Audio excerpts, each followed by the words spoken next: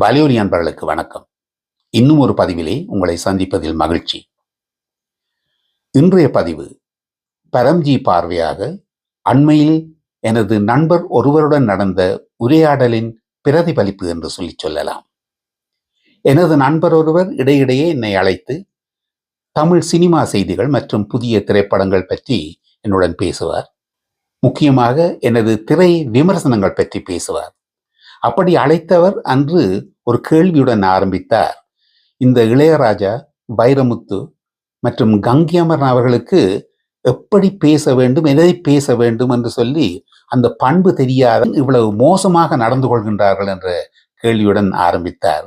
அவர் ஆரம்பித்த விதமே எனக்கு தெரியும். இவர் இன்று பரபரப்பாக தென்னிந்திய திரையுலகில் பேசப்படுகின்ற அந்த பிரச்சனை பற்றித்தான் பேச அழைத்திருக்கின்றார் என்று சொல்லி அவரை ஆசுவாசப்படுத்த நான் சொன்னேன், அதற்கான பதில்கள் எனக்கு தெரிந்திருந்தால் உங்களுக்கு மாத்திரமல்ல உலகத்துக்கே சொல்லிவிடுவேனே என்று சொல்லி நான் சொல்லவும் சொன்னார். அவர்களது இடத்திற்கு வருவதற்கு எத்தனையோ பேர் எவ்வளவோ முயற்சிகள் எடுத்துக் கொண்டிருக்கின்றார்கள்.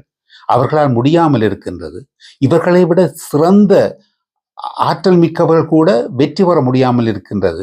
தாங்கள் ஏதோ ஆசீர்வதிக்கப்பட்டோம் என்று சொல்லி கூட இவர்களுக்கு என்ன தெரியாதா என்று சொல்லி என்னிடம் கேட்டார்.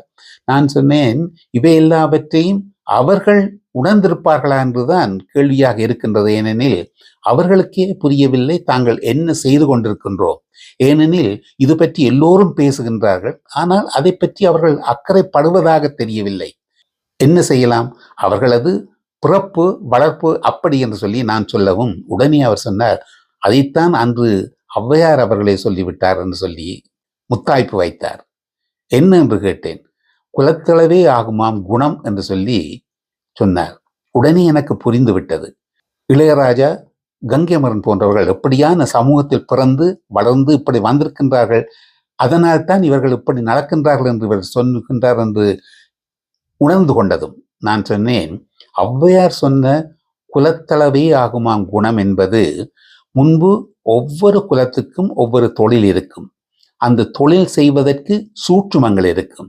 அந்த சூற்றுமங்களைத்தான் அவர் குணம் என்று சொல்லி சொல்லுகின்றார். ஏனெனில் அந்த குல தொழிலை செய்வதற்கு அந்த சூற்றுமங்கள் தெரிந்தால்தான் அந்த தொழிலை சிறப்பாக செய்யலாம். அதைத்தான் இங்கு குணம் என்று சொல்கின்றார் என்பதுதான் எனது அறிவுக்கு எட்டிய வகையிலே நான் நம்புகின்றேன் என்று நான் சொன்னேன். அவர் சொன்னார், இருக்கலாம் பரம்ஜி, ஆனால் இவர்கள் நடக்கும் முறைகளை பார்க்கும் பொழுது அப்படித்தானே எண்ண தோன்றுகின்றது என்று சொல்லி சொன்னார். வாஸ்தவம்தான். ஏனெனில் ஏன் இப்படி நல்ல நிலையில் இருப்பவர்கள் கீழ்த்தரமாக நடந்து கொள்கின்றார்கள் என்று யாருக்குமே ஒரு கேள்வி வரும். அந்த கேள்வி ஏன் என்ற கேள்வி வரும் பொழுது அதற்கு எங்கள் மனதுக்கு இசைவான ஒரு பதிலை தேட வேண்டிய நிலை இருக்கின்றது. ஏனெனில் அது ஏன் ஏன் என்று சொல்லி, அதுவும் நாங்கள் அன்பும் மதிப்பும் வைத்திருக்கின்ற இவர்கள் இப்படி மோசமாக நடந்து கொள்கின்றார்கள் என்பதற்கு ஒரு பதில் தேட வேண்டிய நிலையில் இருக்கும் பொழுதுதான் நண்பர் சொன்னது போன்ற அப்படியான பதிலை இப்படியாக இருக்குமோ, இவர்கள் பிறந்த குலம் மோசமான குலமோ, அதனால்தான் இவர்கள் இப்படி நடக்கின்றார்களோ கூட என்று கூட எண்ண தூண்டும். அதன் காரணமாகத்தான் இவர்கள் எல்லோரும் அதை உணர்ந்து கொள்ள வேண்டும். ஏனெனில் நாங்கள் பிறந்த குலத்தையே இழிவுபடுத்துகின்றோம் என்பதை நீங்கள் உணர்ந்து கொள்ள வேண்டும் என்பதுதான் முக்கியமாக இந்த பதிவின் மூலம் சொல்ல வேண்டியது. இவர்கள் மாத்திரமல்ல, ஒவ்வொருவருமே அதை எண்ணி நடக்க வேண்டும். நாங்கள் நடக்கின்ற அந்த சிறப்பான நடப்புத்தான் நாங்கள் எங்கள் குலத்தையே பெருமைப்படுத்துவோம் என்பதை நாங்கள் உணர்ந்து கொள்ள வேண்டும்.